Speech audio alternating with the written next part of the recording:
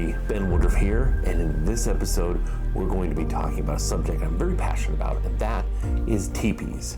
Now, teepees are beautiful and they're very practical, and they have a very rich and history that is quite a bit different than a lot of people fully understand. Now, I own a couple teepees, and I have really owned a teepee or two for most of my life, ever since I was about 16, 17 years old. And as soon as I got a vehicle, my buddy and I got his little Mazda hatchback, went up to the mountains, harvested a bunch of lodge poles, and we had inherited a teepee, and that was my start. But teepees, over the years, the photos that you get when you're out camping are incredible. Both in the daytime and the night, the light illuminating through the teepee is pure magic. And camping or staying or even living long-term in a teepee is also incredibly magical. The teepee that I have now is very large, and I keep it set up in my backyard all fall, winter, and early spring. Usually I take it down for the summer because in the summer it's just too hot to be in there. It traps heat. Everything about a teepee is good for trapping heat. And if you look at the records of early artists that went out on the Great Plains and interacted with some of those tribes that utilized teepees, in the summer they would open up the side and let the air flow through in the daytime and then close it off at night because it was just too hot. But what is a teepee really? And the real reason, first I gotta say why I'm so passionate about teepees is not only because of the Native American history surrounding them, but because my ancestors also lived in teepees. My ancestors, I come from the Sami people. If you haven't heard of us, it's what Santa and his elves and the flying reindeer are all based off of. We come from the area called Lapland, which is part of Norway, part of Sweden, part of Finland, and a little bit of Russia. And the Laplanders, or Lappies as people call us in a derogatory way, we live in teepees called levues. And these levues are almost identical to regular Native American teepees. The door is a little bit different, but other than that, it's pretty much the same thing. Another difference is traditionally we would take forked branches and hook 4 forked branches to the top and then put all the other poles around. Not anymore. Nowadays, Sami people will tie them just like Native Americans do. But a Native American teepee, you start with 4 poles, 3 poles or 4 poles, depending on your tribe. Tie those together and then put all the rest around. And we'll get to that in a minute. We're going to demonstrate how that actually works. But the Sami people were reindeer hunters. They followed the reindeer herds, and because there was a nomadic lifestyle, if your food's always moving, your house has to be portable. And the most economic way and shape to have is something that is conical. And you compare that, if you had a square shaped something or other, that'd be pretty tricky. We have a somewhat similar thing with yurts, where in Mongolia people will live in yurts, and it's circular, but conical is the least amount of material. If you're traveling to haul your material with you, having a conical shape is very strong and sturdy in the winds. It traps in heat, but it's also very portable.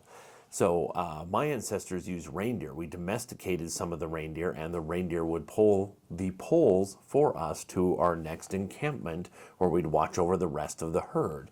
Well, Native American tribes who utilized a teepee were hunting buffalo herds. And being always on the move, you would hunt and you would follow the buffalo.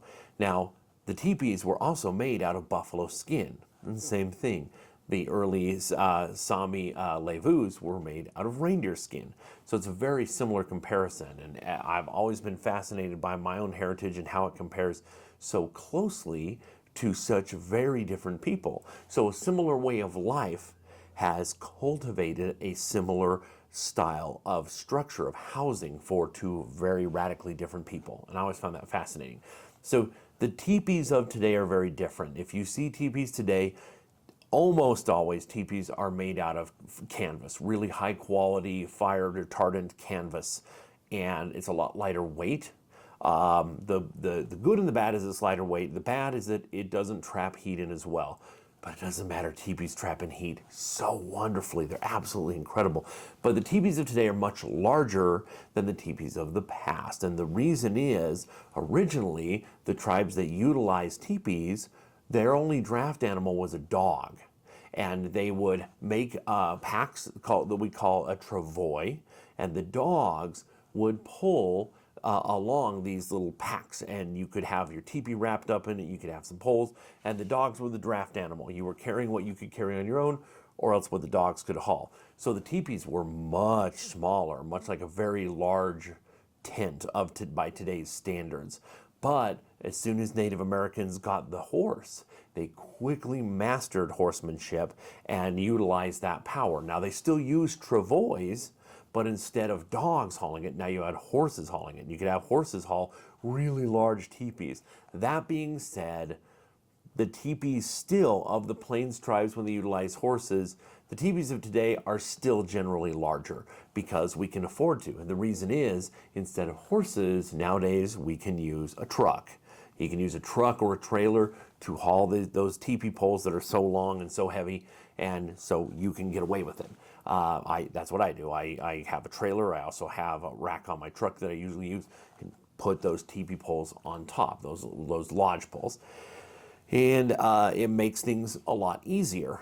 But let's talk about what a teepee actually is. And we're talking about Native American teepees. I'm not going into depth on the teepees of my ancestors here because this is about Native American teepees. So first of all, a Native American teepee is not perfectly round. If you look at it from above, it's kind of a stretched out oval, but it's still in a spiral shape.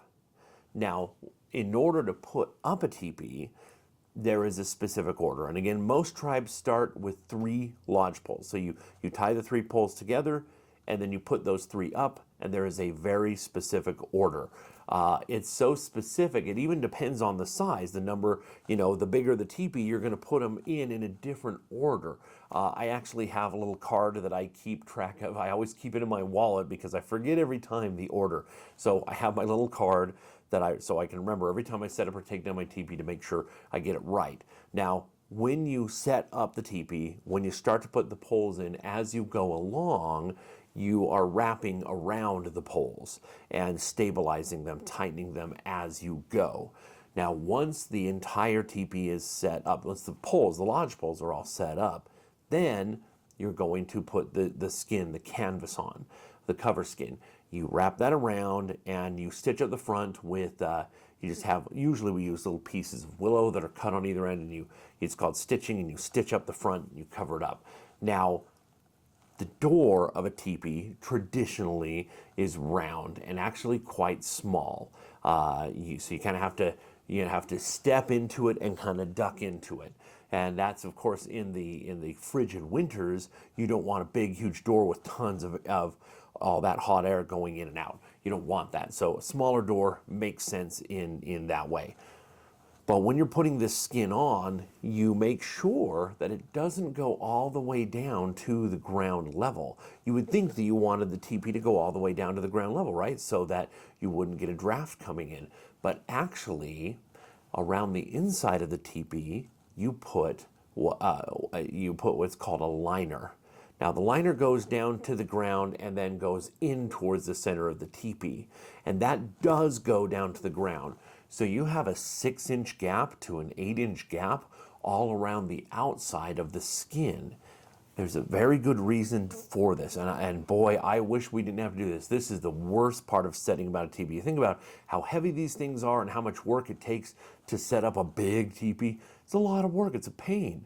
But you know what? The worst part is setting up the liner, because you have to tie a rope all around every single pole around the bottom of the teepee, and then also about chest height all around every pole of the teepee, and then you have to go through and tie the liner all along the way. And it is backbreaking and it is frustrating, but it is vital to a teepee properly functioning, because what happens is you have made a way to keep the teepee burning bright without having to worry about asphyxiation or about running out of oxygen.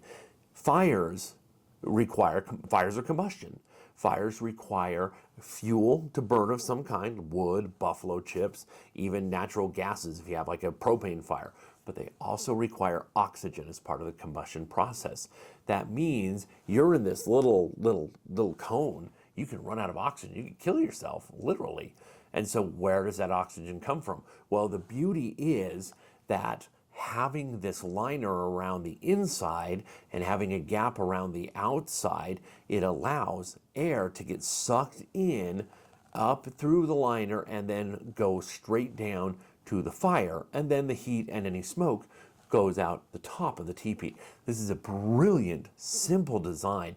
I love to show people just when it's set right and you got everything just how it should be, is I'll light a match and blow it out and hold it up in the teepee, and the smoke, that little smoke from the match, will go down to the fire because it's sucking in oxygen and pulling it into the fire. It's really pretty amazing. So the nice thing about a teepee is with very little fire, it is incredibly warm. Again, so hot that I don't use them in the summer. It's just too incredibly hot. It's my happy place to go to in the winter is I deck out my teepee and have it super nice and just have, I put full couches and furs everywhere, and I usually do like a propane fire just so it's easy and convenient. And in the dead of winter when it's ice cold, especially if it's in the teens or down below zero, you go out in the teepee, go out barefoot in a pair of shorts, and it's nice and warm and cozy, and it's so illuminating and beautiful. Now, in the daytime, light is coming in from the teepee, from the outside. The sunlight breaks through, and it's very white looking. But then, as time fades into night, the whole scene changes, and suddenly you have these warm earth tones and these orange and yellow hues bouncing back at you that are very rejuvenating to the soul in a very literal way. And we live in a world of rectangles everywhere we go. The edges of a car, the edges of a road, the edges of a building, the edges of your house, everything's like square right angles. That does something to your mind. In a teepee, it's almost like being in a womb. It's circular, and when the doors are closed and everything is done, it's a circle that goes on forever. There's no start or end, and you just feel safe. And it's a humbling experience. It really is a beautiful experience, and it's really wonderful. So teepees, again, the big strength of a teepee is that they were highly portable, but still very stable under many conditions, both the summer and the winter. They can hold their own. Under very strong winds, they can still hold their own. And so they've been used by many different tribes, but the interesting thing is most tribes did not use teepees. Now, when you talk about Native Americans and you talk about where do they live, most people all over the world, a teepee is the first thing that pops into their head. That's just been associated, I think, largely because of the old Western movies of the early 1900s, where they always depicted Native Americans as living in teepees. So that was kind of just the holotype for where they lived. But very few tribes did. This is specifically for nomadic hunters who are hunting herds that move. Mostly those who hunted buffalo herds. Could be also tribes that are hunting elk and different things. But Native Americans all around Canada and the United States came up with a myriad of different ideas from housing, from adobe pueblos that were entirely permanent to pit houses that were half above ground to half below ground, to long houses. A lot of the eastern tribes had these big old long houses made with like cedar planks and things like that. All different ideas. Everything you can conceive of for a type of housing Native Americans came up with. But the teepee is arguably the most iconic. It's certainly one of the most beautiful types of dwellings that any people of any time and anywhere in the world have ever lived in. And again, it is something that is just so cut and dry, so direct, and so easy, but it gives you the ability to be portable and to follow your food supply. So I hope that you enjoyed this video, learning a little bit more about what teepees are and how they work.